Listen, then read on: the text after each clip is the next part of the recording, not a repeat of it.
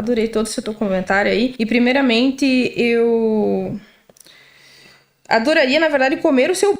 Pietra, você acha que sem o feminismo a mulher teria tantas possibilidades no mercado de trabalho e socialmente também?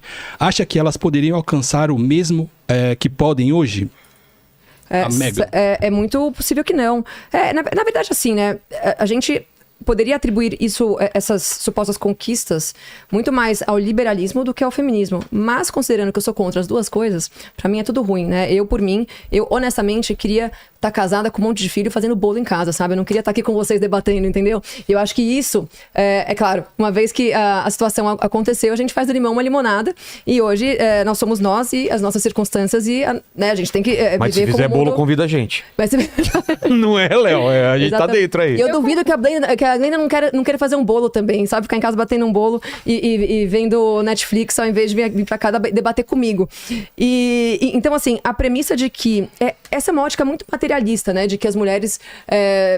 Porque, assim, a premissa dessa afirmação, pra mim, já não faz sentido. Que mas você não acha que as mulheres hoje só trabalham por causa do feminismo? Sim, é por isso que eu odeio mais ainda o feminismo. Eu não queria trabalhar de novo, eu queria fazer bolo em casa a tarde toda. Então, eu não sei... quais os valores que estão regendo essas afirmações, entendeu? Porque uma vez que eu tenho meus valores enraizados na Igreja Católica Apostólica Romana, pra mim seria belo, justo e moral que não existisse tanta glamorização à libertinagem e ao trabalho das mulheres fora de casa. Porque, enfim, a gente pode falar. Esse é um outro tema que a gente pode falar bastante já. Nossa, eu adorei todo o seu comentário aí. E primeiramente, eu adoraria, na verdade, comer o seu bolo, tá? Caramba, que susto agora, né? Agora fiquei tenso agora. Pausa dramática ali. Essa pausa dramática me deixou suando frio aí. Calma, realmente, assim, ó, porque eu sou uma formiga convicta e eu adoraria, eu não vou te chamar pra comer meu bolo. Tá? Não vou recusar só porque foi uma antifeminista que fez, eu não ligo pra isso, desde que tu não me venene, tá? Mas, vamos lá. Em relação a Bertolazzi ter dito que ela gostaria de estar em casa fazendo bolo, as suas receitinhas, etc. Bem, primeiramente, eu concordo com a Pietra de que não trabalhar e ter uma vida em que tu não é responsável por ela ou por inúmeros outros problemas é uma vida confortável. É uma vida segura, é uma vida agradável. Porém, eu, enquanto feminista, que defendo a emancipação da mulher e também a divisão de tarefas e responsabilidades com os homens, penso que, primeiro, não é justo com os homens. Eu penso que eles também são seres humanos dignos e que merecem o reconhecimento das suas necessidades. Tanto quanto de que as mulheres elas devem ter a permissão e o incentivo também para exercerem outras atividades que não aquelas restritas dentro do lar. Agora, tem mulheres que vão ser mais felizes dentro de casa? Concordo plenamente contigo, essas mulheres existem.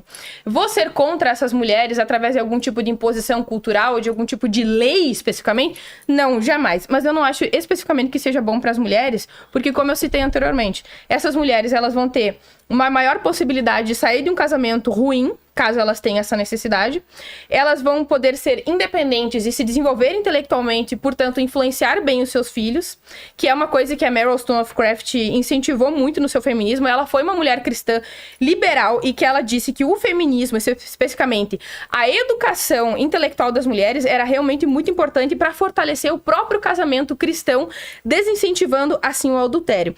Ou seja, a educação intelectual das mulheres e filosófica para Mary faria com que elas seriam excelentes esposas, devido a poderem construir uma maior amizade horizontal com seus parceiros, tanto quanto ensinarem melhor os seus filhos. Ou seja, elas não seriam apenas boas reprodutoras de convenções e de morais, mas elas seriam boas pensadoras, elas seriam boas intelectuais para influenciarem bem os seus maridos, tanto quanto os seus filhos. Agora, voltando sobre ser uma vida muito mais confortável, vamos considerar que nós realmente moramos em um país pobre, é terrível ter que pegar 4 horas de condução, ter que submeter a competição dentro de um trabalho, ter que competir com outros colegas que estão buscando o mesmo cargo que tu vai ter que se submeter talvez a um abuso, a um assédio do seu chefe, tu vai chegar em casa extremamente cansado, tu não vai ter tempo para lazer, muito menos cuidar dos seus filhos. Concordo plenamente que realmente esse é um tipo de vida extremamente enfastiante, mas eu penso que seria muito pior se essa mulher estivesse em casa, sendo completamente dependente do marido, enquanto ele tivesse que exercer todas essas atividades com maior responsabilidade em dobro. Então imagine o quanto de pressão psicológica, de estresse, de angústia que esse homem não estaria sofrendo tendo que exercer todas essas atividades e responsabilidades sozinho. Imagina só ter que ser responsável sozinho por uma família inteira, que caso tu perca o seu trabalho, todos eles morram de fome. E outra coisa, eu acho que uma coisa realmente muito importante de despontuar aqui, eu tenho que ter cuidado com a projeção, tá, Pietra? Porque tu disse, eu acho que tu preferiria estar em casa fazendo um bolo em vez de estar debatendo comigo. Não, eu não gostaria. Eu realmente gosto da minha vida pública, eu gosto de trabalhar e eu me realizo agindo no mundo de outras formas, além da maternidade e da vida privada. E inúmeras outras mulheres são iguais a mim. Inclusive, essa é uma coisa realmente maravilhosa, tá? Do iluminismo, é uma conquista iluminista, do liberalismo que eu acho incrível. Durante a maior parte da humanidade, tá? Em que nós vivíamos em tribos, ou se não em comunidades patriarcais, todos os familiares, eles viviam muito próximos uns dos outros. Então, havia uma linhagem de parentesco muito próxima e muito íntima, que fazia com que os filhos se casassem por casamento arranjado, inclusive produzindo muita endogamia. Essa, inclusive, é uma característica do patriarcado. Depois eu vou defini-lo para vocês com maior precisão. Me ajudem a não me esquecer. Inclusive gerando muita deficiência genética, tanto intelectual quanto física. Então, o patriarcado, um dos seus problemas é justamente esse. Ele acaba gerando muita endogamia. E por que isso acontece? Esses casamentos por parentesco, eles são incentivados pela manutenção dos recursos e das propriedades dentro de uma só família. Então, isso acaba incentivando essas relações matrimoniais entre primos, entre parentes, talvez próximos ou nem tanto assim. E em relação a essas mulheres terem a possibilidade de sair do casamento, caso elas não estejam em relações de patriarcado. O patriarcado, ele faz com que as mulheres não tenham a mesma oportunidade de trabalhar e de estudar, tá? Isso gera o quê? Extrema dependência das mulheres, dos pais ou do marido.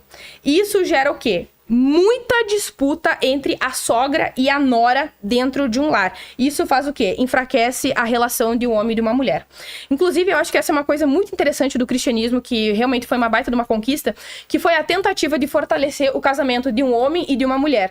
Então, quando o homem se casa, ele pega suas trouxas e vai embora. Esse é um dos mandamentos do cristianismo. Porque em casamentos de sociedades patriarcais e que gera endogamia, que gera muita influência de parentesco no casamento, se a sogra, ela perde os recursos do filho, que agora vão ser transferidos para a esposa, ou se ela se torna uma viúva, ela não tem para onde correr.